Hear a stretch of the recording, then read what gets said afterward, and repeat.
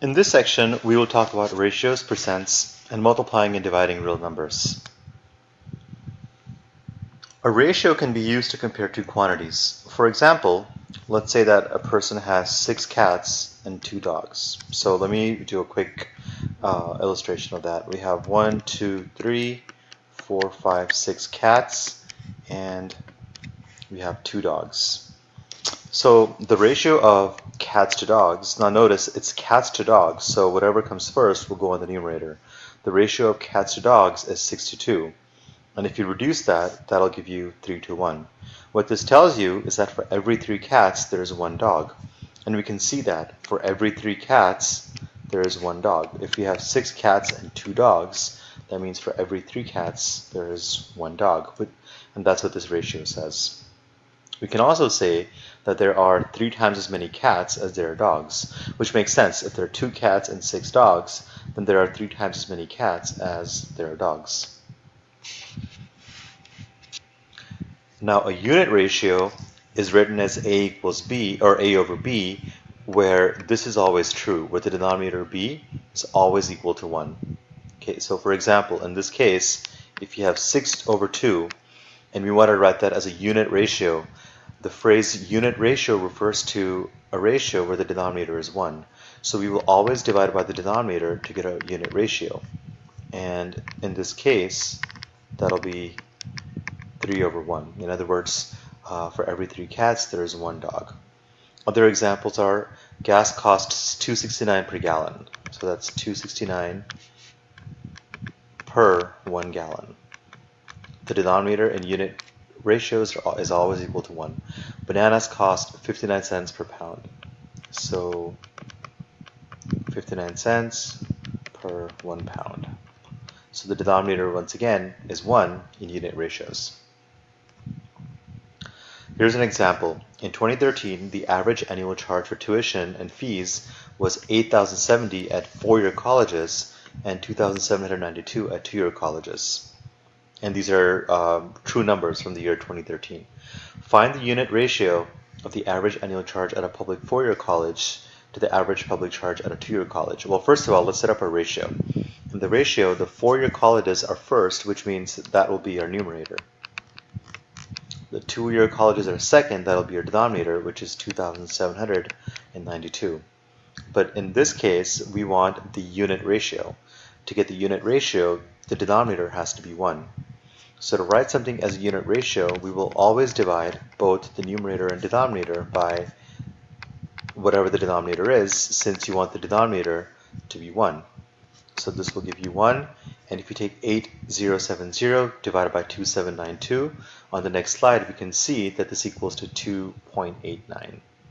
So once again, if you divide the denominator by 2792, divide the numerator by 2792, as we did in the previous slide, we will get that the ratio is 2.89 over 1.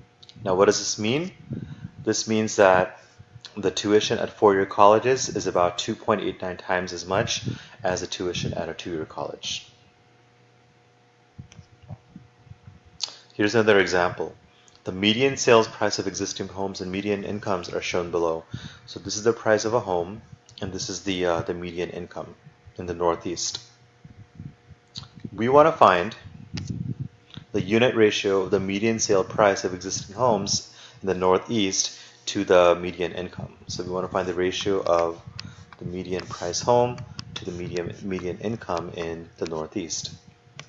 Okay, so that'll be 237,500 over 51,862. But since we want the unit ratio, we would divide both the numerator and denominator by 51,862. Here's what that would look like. We have 237,500 divided by 51,862. We divide both the numerator and denominator by 51,862. We always divide by the denominator since you want the denominator to be 1. And this will give us approximately 4.58 on the numerator and always 1 on the denominator for a unit ratio. So this means that the sales price of a median home is about 4.58 times more than the median income. Now, percent means for each 100 or out of 100. So 8% is always A divided by 100. So to write a percentage as a decimal number, we remove the percent symbol and divide the number by 100. Okay, for example, let's say we have 89%. To write the percent as a decimal, we would remove the percent symbol and divide by 100, which is 0.89. The shortcut would be to take the 89%, the decimals at the end, move the decimal point 2 spaces to the left. So that's what this says, move the decimal point 2 spaces to the left. To write a decimal as a percentage, you multiply the number by 100 and then insert a percent symbol sign. For example, if we have 0.36 as our decimal, then to get a percent, we would multiply this by 100, which will give us 36, and then add the percent sign. Or you can also move the decimal point 2 spaces to the right if you want to take a shortcut. Okay, write each percentage as a decimal. For 86%, we would divide by 100 or move the decimal point 2 spaces to the left. That will give you 0.86. Once again, you can do this by taking the decimal, moving it 2 spaces to the left, which will give you 0.86, or you can take the 86 divided by 100 in a calculator, that will give you 0.86. In the case of 7%, we would take the decimal and move it 2 spaces to the left, which will give us 0.07.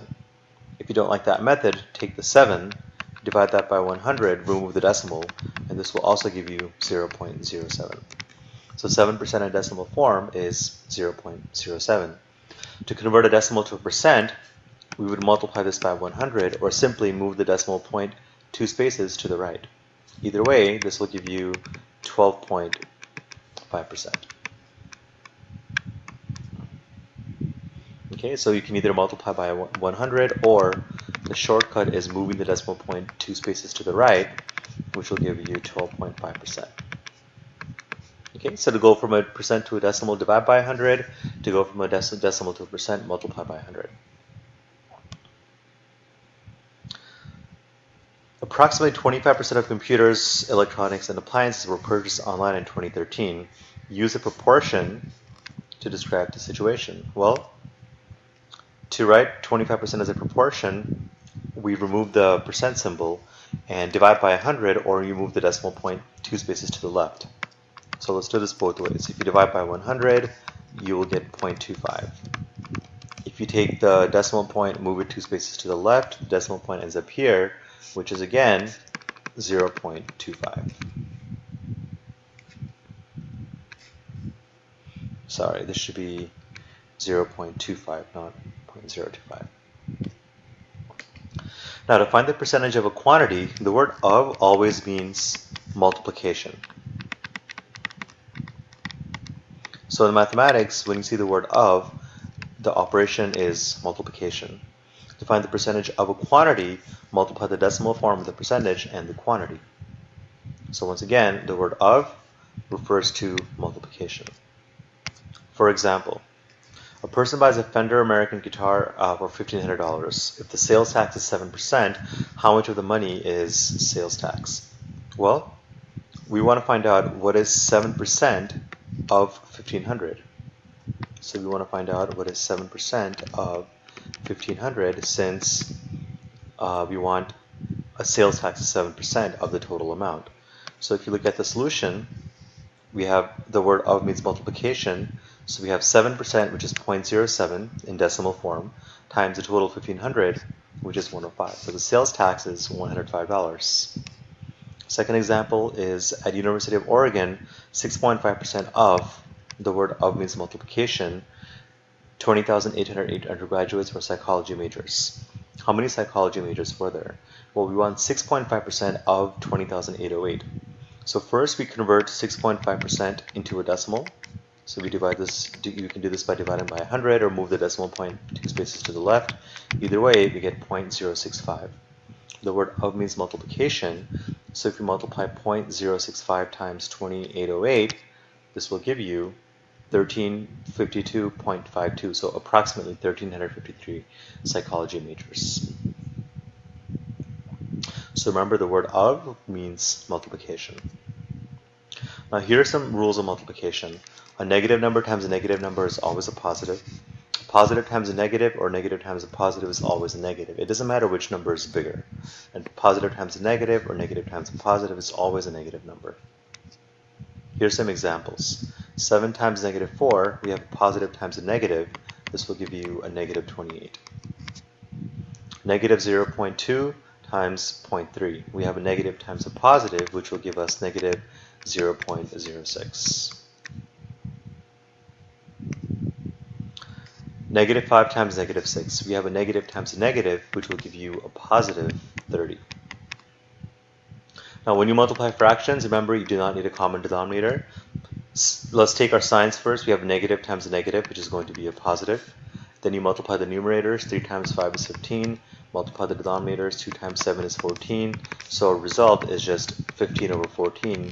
And that's positive because we have a negative times a negative. The same rules apply for division. A negative divided by negative is positive. A positive divided by negative is negative. A negative divided by positive is negative. For example, negative 10 divided by 2, we have a negative divided by positive, that's negative 5. Now remember, we can't divide by a fraction, so we learned in a previous section, when you divide by a fraction, that's equivalent to multiplying by the reciprocal of the second number. So we have negative 1 over 6. Can't divide by a fraction, so instead you multiply by the reciprocal, which is negative 5/3. Okay, now we have a negative times a negative, that's a positive. In multiplication, you multiply the numerators, multiply the denominators. So our result is 5 over 18.